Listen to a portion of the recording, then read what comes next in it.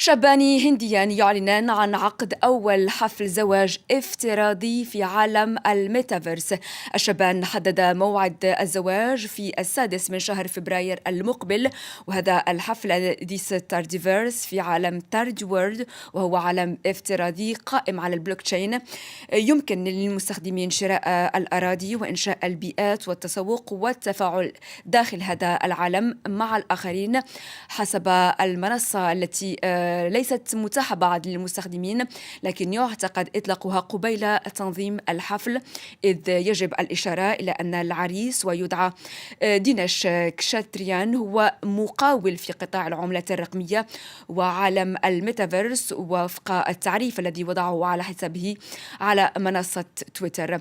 العروسان إذن ضرب موعد معجبين إذن بعالم هاري بوتر.